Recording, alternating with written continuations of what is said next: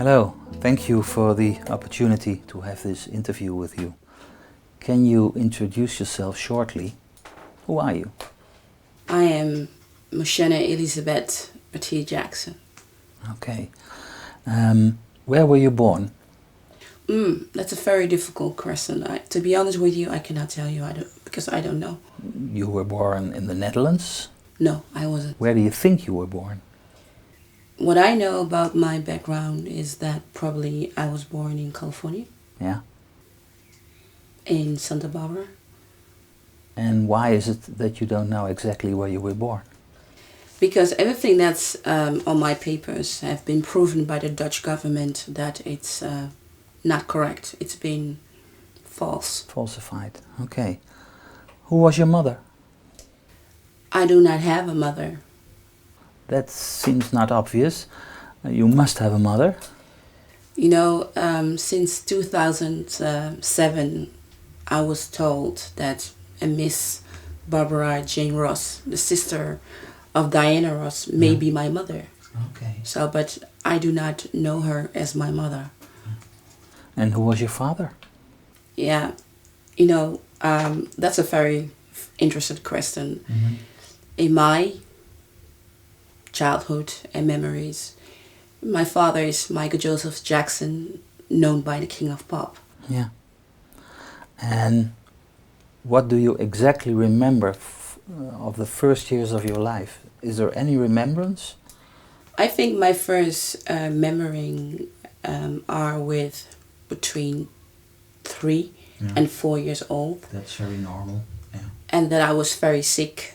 Mm-hmm. And I was lying a lot in the hospital. I had asthma as a child, and I was in the hospital a lot. And that I had a lot of nurses around me. That's your first memory? Yes. Most of the first memories are a little bit traumatic. Yes. And this must be a traumatic experience. Yes. Where did you live at that moment? You didn't live with Michael Jackson or your mother, Barbara Ross? You know, Michael Jackson was around me, but I was most of all with a nanny. And he changed the nanny every 6 months. So I think in a very small times, I had a lot of people around me.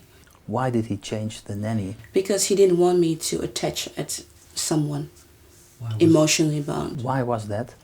Because he wanted to be my number one. Okay. Is that a bit selfish? In my perspective, it is, yes. Yeah.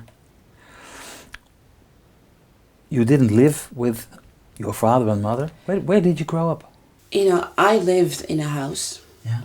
And I was being raised by nannies. Mm-hmm. And people who do the garden, housekeepers. And once in a while, Michael Jackson came. Yeah. And he was my dad. Okay. To what age did you experience that? Till I was 9 years. 9 years. And then? Then, when I was 6, I was being bored to Haiti. Mm-hmm. And I start to realize, who am I? What's my background? What's my family? And I went to live for 2.5 years in Haiti with my Haitian family. Yeah. The name is Petit. Yeah. So that's why I carry the name Petit. So it's emotional. It means a lot to me because I learned the meaning of family there. Yeah. So you had there a kind of father and mother? No, I only had an aunt. An aunt, okay. And she had 7 children. And she was going to be pregnant of 8 or 9. Mm-hmm. I don't know exactly. And her name was Kelly. Okay. So her children, were they kind of family for you? I think they were the best part of my life. Do you still meet them sometimes? No, I do not have any contact with them. Why is that? Because our relations have been broken by my kidnapping in 1984. Okay. 1984. Don't go too fast. 1984. Yes. That's the year of the book of George Orwell, 1984. Interesting. What happened in 1984? And a lot happened, but most of all, I learned to not being a child anymore. You were at that moment many years of age? I just became 9 years old. 9 years, wow. So you were kidnapped from Haiti? Yes. Why should something like that happen to a girl of 9 years? You know, I was told that I was being kidnapped because my father was Michael Jackson, and someone had a very big conspiracy against him, and I was the target. I can imagine that you were kidnapped because they wanted some ransom money from your father. Is that the case? Or I think it was bigger than that. bigger than that? Please explain to me, because I don't. You were kidnapped. You were brought where? I was kidnapped Yeah. in Port-au-Prince, Yeah. but I was living in Kapaiche, and I was living my life. It wasn't very easy because the family of Petit, they had a quite abusing father, and the children were really great, really wonderful, and they teach me about life, the world. And my father, he wanted me to come back to America. He didn't want me to be in this situation anymore because there was also a war between racists and politics. Yeah. In that time, Baby Doc was president, and many people didn't like him. How did your father express the wish for you to come back? Did he make phone calls? Did he came by? I don't know. I don't know how exactly he made the decision. I only know that he was missing me a lot, and he could see that I was losing my childhood, and he didn't want me to lose that. And I have a feeling that he felt that he was ready to be completely daddy, because I had told him I don't love him, I don't like him, and as a child I beat him up because sometimes there were months I didn't see him, and sometimes he just came and he was there for 2-3 days, and then he go again. So as a child I was really disliking him, and I was really hating him. Okay, if you say you were kidnapped, it's not for the ransom money. You said it's bigger. What's the bigger thing? I think that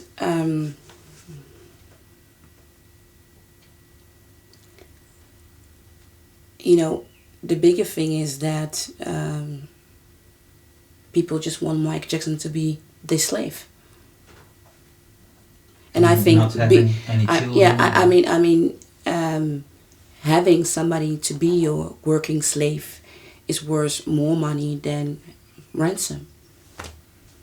Well, between the lines, I hear something like he was to be exploited. Yes, yes. Is that true? Yes. Because if he didn't have a child, he didn't have to share his time. Okay, I understand. So that's the bigger thing you mean by not being kidnapped for the ransom money, but because to protect his image. Yes. Okay.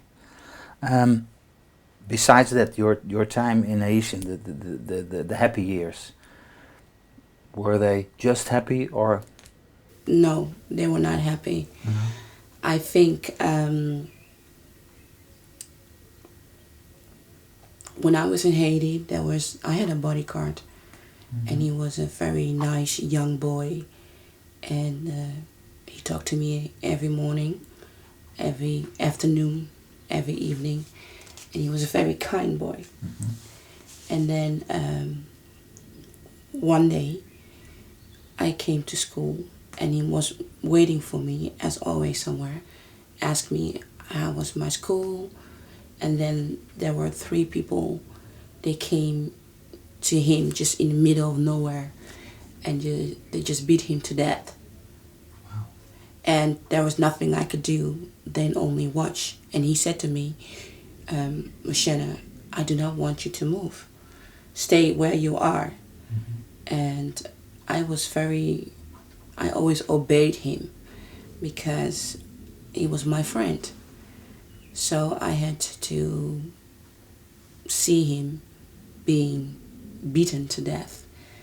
And then I was there when he died. Was there a purpose? Yes. Tell me. That there was nobody that my father could trust with me anymore. Was that the worst experience you had there? There's more? Yes. Okay. When my Haitian bodyguard died, I had a friend. He was my best friend. His name was Kennedy. And my father had decided that he wanted to take me back to America.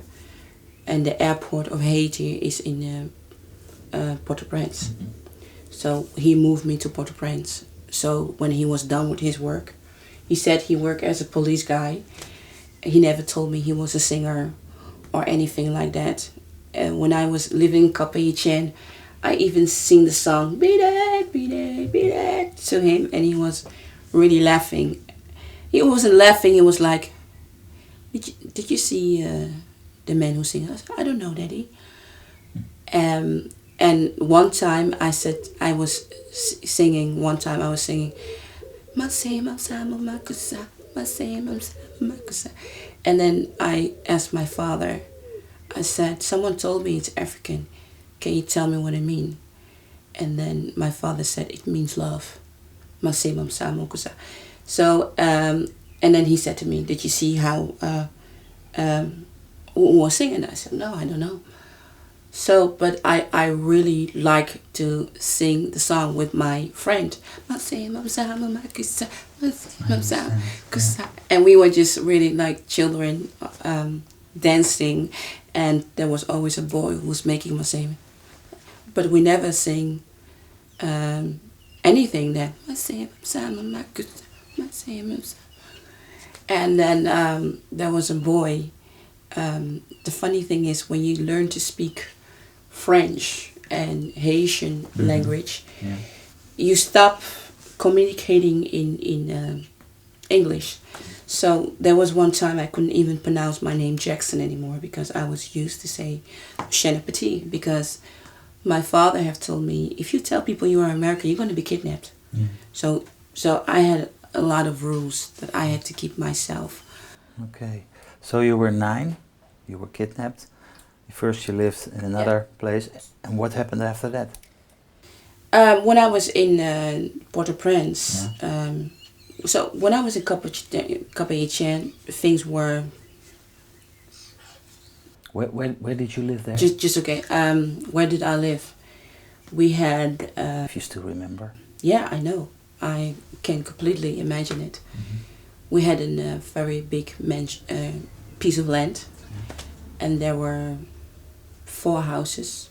My house was in the middle, and so in the middle was my small house, and then there were 3 other houses around it, and it was near the water, and it was great. I really came in touch with nature there. So I love Haiti. It's absolutely one of the most beautiful places I have been in my life. And then, what happened? When I moved to Port-au-Prince, it was very different. It was a city. We had 3 rooms. We rent next to each other. And my Aunt Kelly, she was there, and she had to deliver another child. The school was different because I was on a high class school in Cap-Haïtien, and then I went to a city school, not that rich, and I loved it. It was very eye-opening, different. I met my best friend Kennedy. He was on the same school, but he was 1 year older than me, so he was sitting in a different class. And he teach me the street life, and that was great. Absolutely great. He teach me how to make cars from cans. He teach me how to dance, Streetwise. to be naughty. Yeah. I love it. Okay. And I was his girl. He was my first love. So I've never been somebody. And that ended as well in a tragedy? Yes. You explained. When did you come to Europe? First time? I've been told that as a baby I came to Europe a lot. Mm-hmm. But I don't remember. Mm-hmm. I do remember traveling with my... What's the first time you remember? The first time you were conscious to being in Europe? The time I was kidnapped. Okay. And where did you live then, at that period of your life in Europe? I live in Terwolde. It's a place near Deventer. I know, yeah. And I loved it. I loved the place. I loved the culture. It reminded me of Cap-Haïtien, Mm-hmm. some kind of village way, and with a lot of green. So even I was kidnapped, I completely felt in love with the place. Yeah. Tell me about your kidnappers. Is there anything to tell me? Would you recognize them? Do you know who they are? All sorts of questions pop up in my head. I will always recognize them, Mm-hmm. but the sad thing, they have been killed. Yeah. You sure? Yes, I was there. So there's another tragedy. Yes. Is that part of the bigger thing we're talking about? To protect your famous father? Yes. Do you understand what is happening to you? What happened to you? Yes. How does it make you feel? I used to be very, sad Mm-hmm. about it. Yeah. But through time, I have learned that everybody has a life to live. And in life, you are being given things that you don't want, things you want, opportunities you don't expect. Mm-hmm. And I have learned to deal with it. But it will always be the most painful thing for me. Yeah. As you can hear, I'm losing my voice because... Is it emotion or just talking a lot? It will always hurt me. Mm-hmm. And I will always, till the day I die, I will carry it with me because Well, I saw these people really... I'm not here to hurt you, you know, but I have to ask these questions to hear your story. What made you survive all this? What's the light in you to survive? I think how strange it also may sound that the people who kidnapped me and who died, Mm-hmm. they give me love. There were 3 men and 2 women. Mm-hmm. The women were being drowned in the river of Port-au-Prince, Mm-hmm. and the men were being given a gunshot in the head. Mm-hmm. And while they were being murdered, Mm-hmm. I had to watch, and they talked to me. They said, "We are going to die, and you're going to survive this. We want you to survive this. They want to break you. They are going to break us.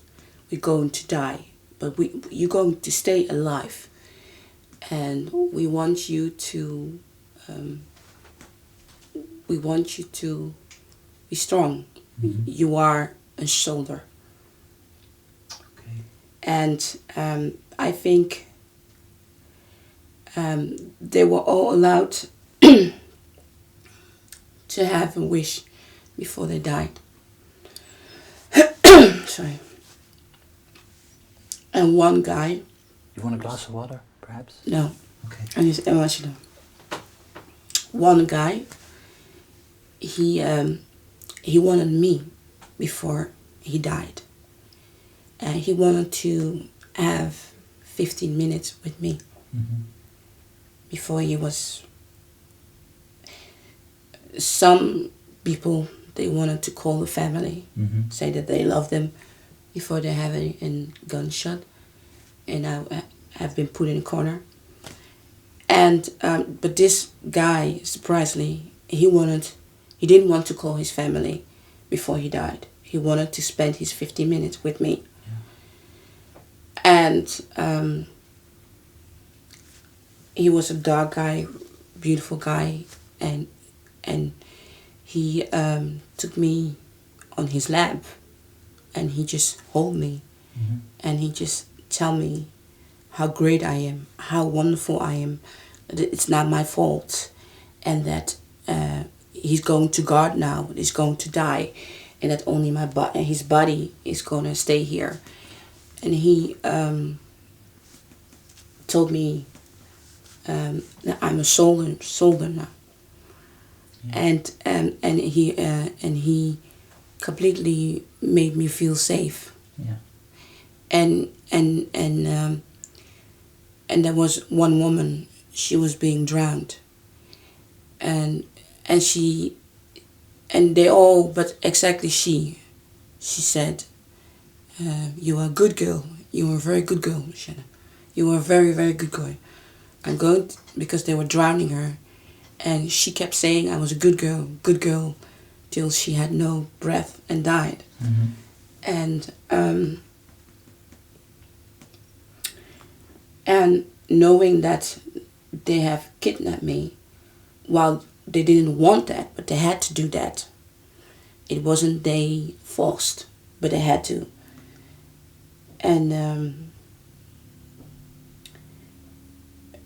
so when they died, I was being drugs.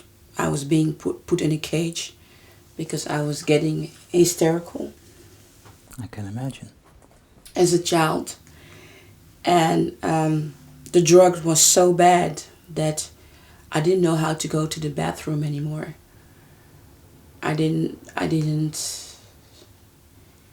really lost piece of my memories of... Completely of the world. Gone. Yeah. And, but I had to survive. I was a soldier now.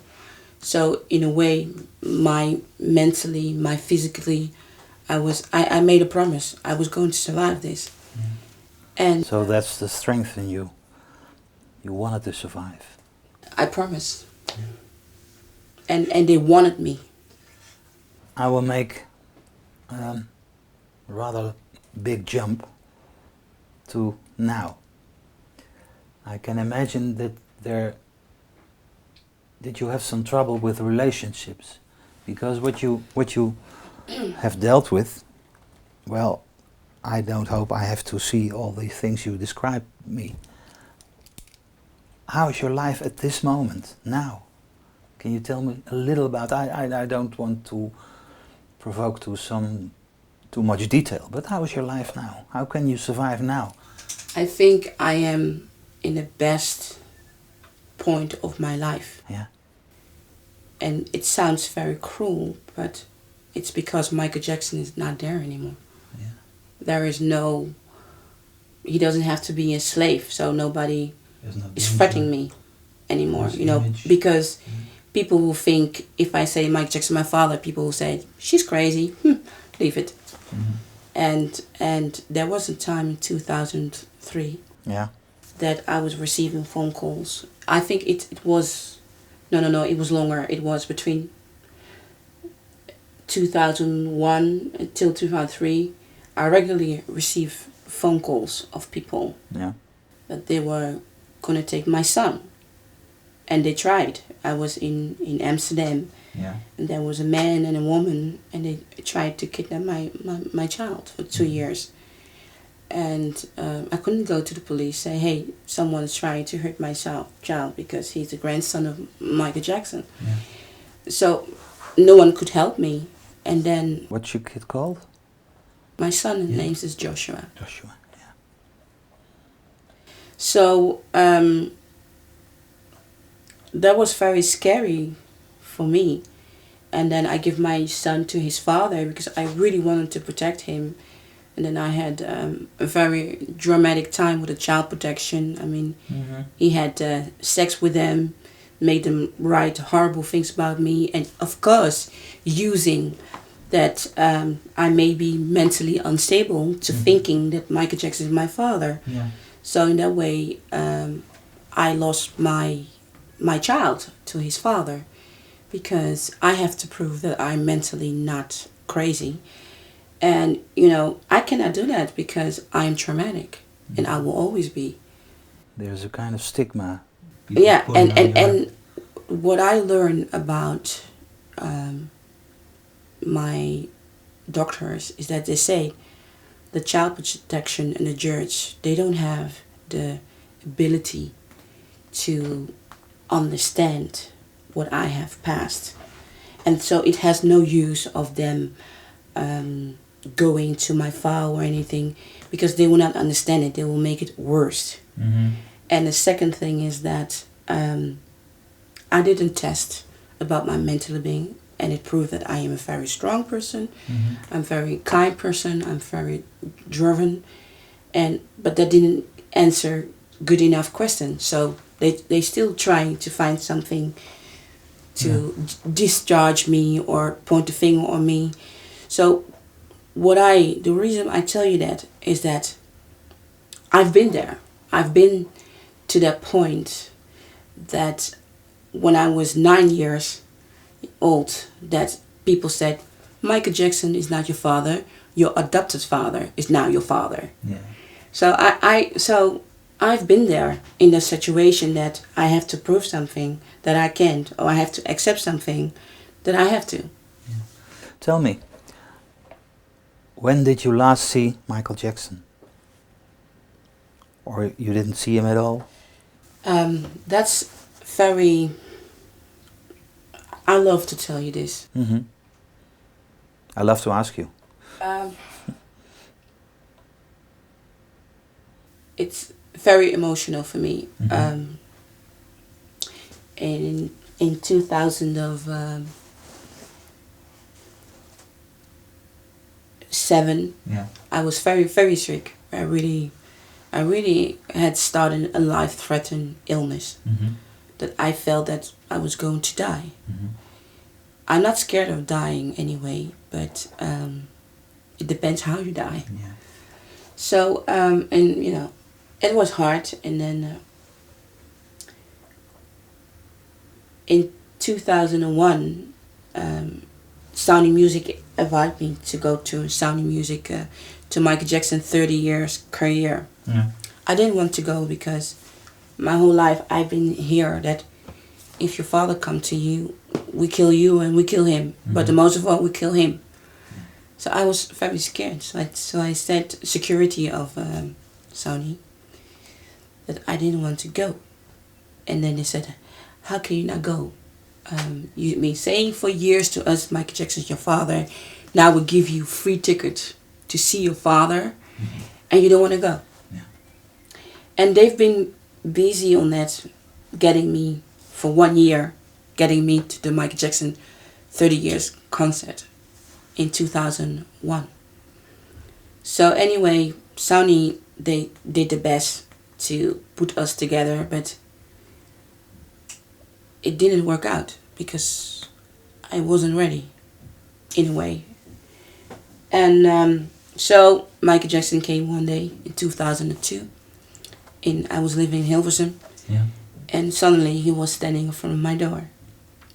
He didn't call me to say, Mocienne, I want to see you. I want to talk to you. He just stand there. He was just there. Yeah, and I had such an aggressive explosion that I needed mental health. I thought I was having delusional reaction. I thought I was having a heart attack. I thought I was getting mad. Because number one, he didn't look like my father anymore. A black man. We all know that story now. so he and you know, he didn't prepare me, and I became so sick. I couldn't breathe. I couldn't, and I needed from nothing. I needed help with taking care of my child. I had to completely break down, and all that I could do was screaming, yelling at him, tell him I hate him, I want him to die, I dislike him, and he's an asshole, and he's a doll. Because the king of pop, it means in Holland, pop means doll. So I went to a psychiatrist, and I said to him, you need to help me, because I cannot bear that. And then he said to me, this is normal. And so he gave me the fate. I didn't like the doctor at all. He wasn't a nice guy. But he completely understand me. Was that the last time you saw your father? No, the last time I saw my father was in 2008. Okay. And he stayed in Amsterdam for a while at the famous hotel, Amsterdam Amstel. Yeah. And I know why he stayed there, because my son was living with his father, Joshua. And Joshua is a copy of my father. And I knew that my father was doing a lot of therapy, a lot of self-healing, and he needed weed.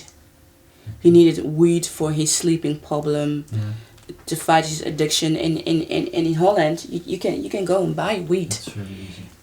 But the most wonderful thing about it was that he could go and walk on the street without people recognizing him. He could go and watch my son go to school. Yeah. My ex, that I really have a very bad relationship with, he knows the truth. He knows Michael Jackson, my father, because he when Michael Jackson died in 2009, he made me stop seeing my child.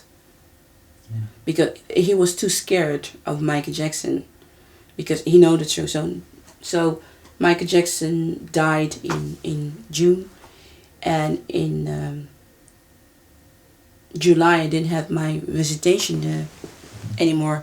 And I know why, because I know Michael Jackson people, and he have been threatening my ex in one or the other way. I can never prove it, but I could prove it, that Michael Jackson was in 2008, that he was in Amsterdam. Because the crazy thing is, when Michael Jackson died, I needed a lawyer in the Netherlands to be in contact with my American lawyer for getting my family rights. So I found a lawyer in Amsterdam, and his neighbor is a doctor, and he was Michael Jackson doctor in the time in Amsterdam. Right. So when I was living in Soest, I saw Michael Jackson passing by in his cars, but I was thinking, I'm sick, I'm mad, I'm not, I'm illusionate, I don't see it well, because the media is writing that Michael Jackson is everywhere, and but in my heart, I know he was here. So when he died, I knew for sure that he was. Did that make you sad that he died, or relieved, or both? I was absolutely heartbroken, but I do not want to sound cruel. I felt two ways. Yeah, I can understand that. One way is that he's my father. I love him unconditionally. One or the other way is, you bastard, how dare you leave me? After all I went through, I wanted to take care of you when you were old. I wanted you to see the children that you wanted so much to become older. And another way was, it's okay that you died because you had no life. Okay, it's quite a story. I have some small questions for you. And perhaps a small answer is right in this moment. You were writing an autobiography? Yes. Is it going to be published? Yes, I'm looking for a publisher, or I'm going to publish myself. But the name is Thriller, and it's not because Michael Jackson made a Thriller album. It's because my life is really a thriller, and it have been horrible. And for me, emotionally, it is the right name to give my autobiography. Yeah.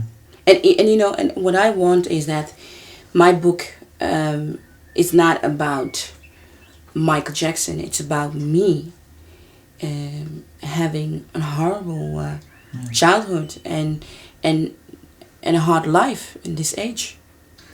Okay. Are you looking for DNA proof in America still?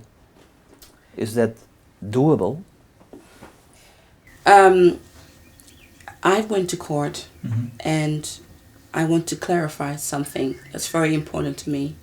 In 2010, I came in the media as the wannabe Michael Jackson daughter. Yeah.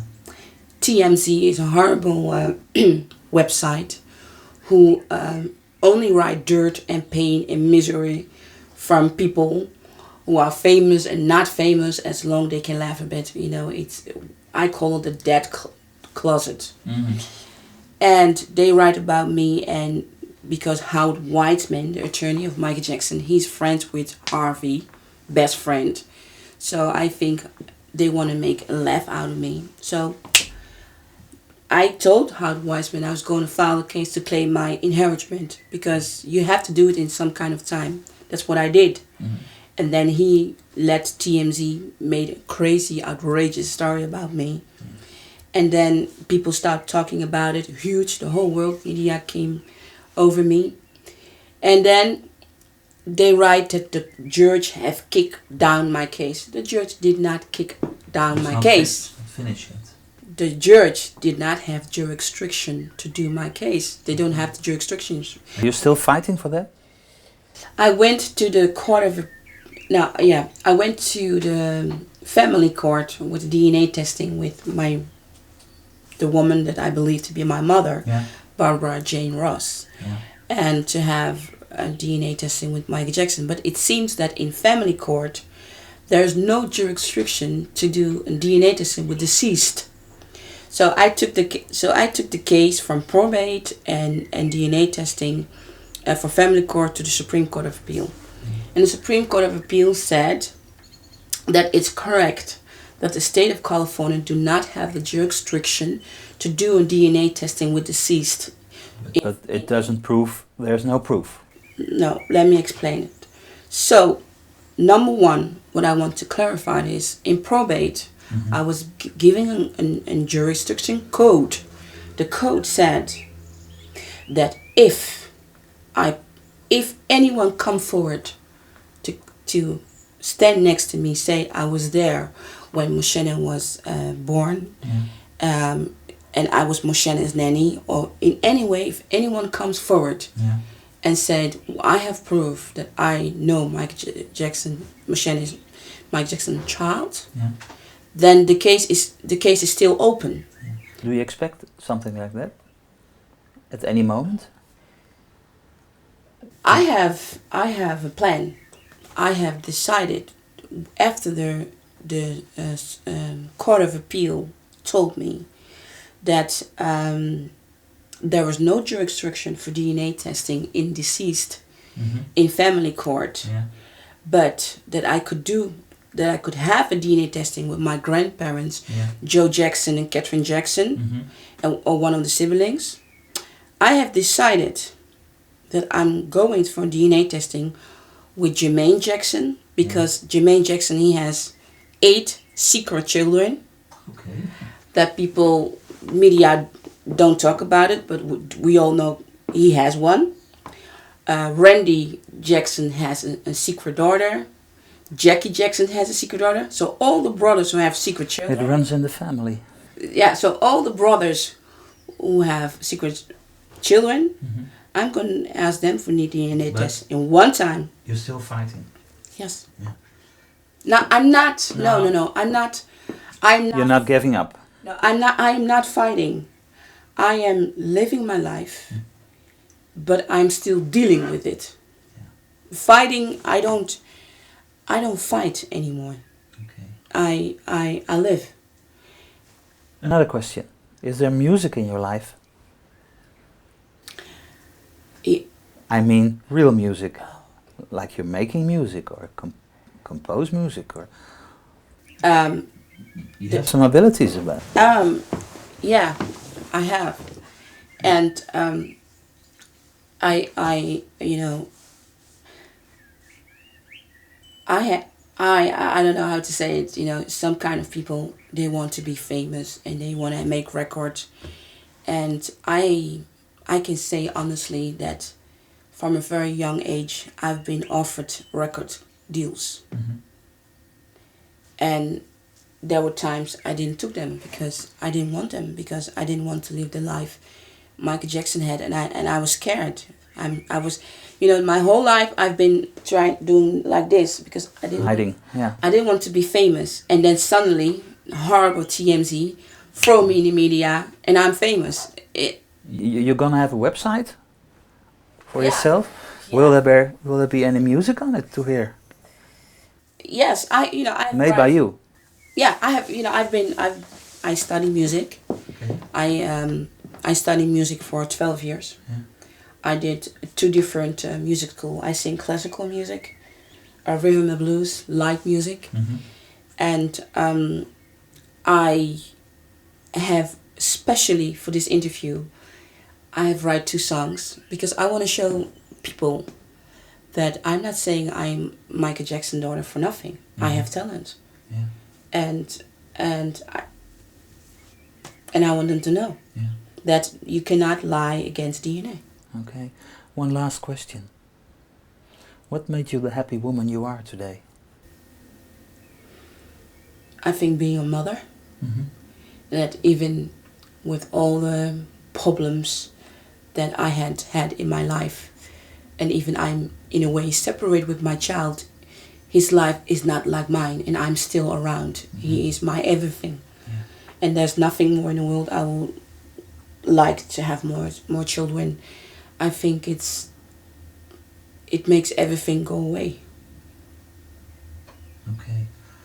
Well, thank you for your time. Thank you for your story. Yeah. And I hope I understand that you don't want to be famous, but I wish you the best of luck you can get. You know, I'm already famous, and I want people to understand that I'm a human being, and I have a work. I work in the healthcare. I take care of people. I love my job, just like everybody else. I have a history, and I don't want people to judge me on the internet because what they hear on the internet. I don't want people to judge me who have no idea who I am. And that's why I wrote my biography. I never want to write a biography because... But it happened to you. It happened to me. And I think I have to protect my honor, my legacy of my father, of who I am. I want my child to know me, understand me, why I do things. And, you know, sometimes you have to do things you don't want or you don't like. And this is something... But it's necessary. Okay. Well, thank you again. Hope to see you again.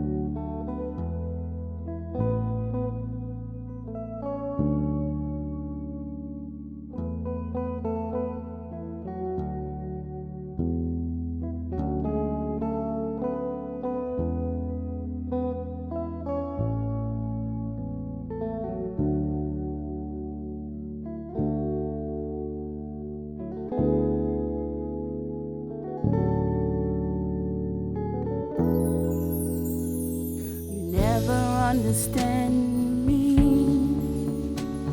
why I'm leaving you behind. I won't look back. All the things you hurt in me, I never felt I was have all the love I feel I need, but for me you are one in a million to me, one in a million.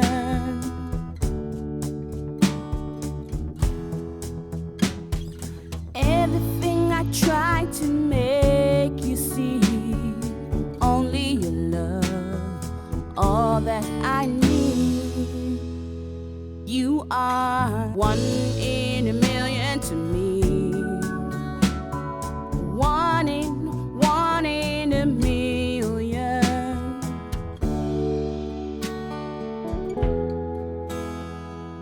I like the way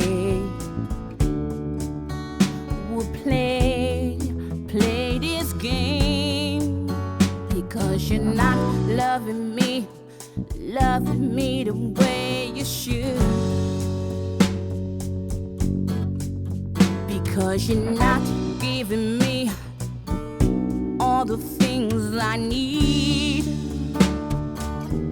You are one in a million to me, one in a million. You never understand me, oh why I'm leaving you behind. Don't one look back, all the things you hurt in me.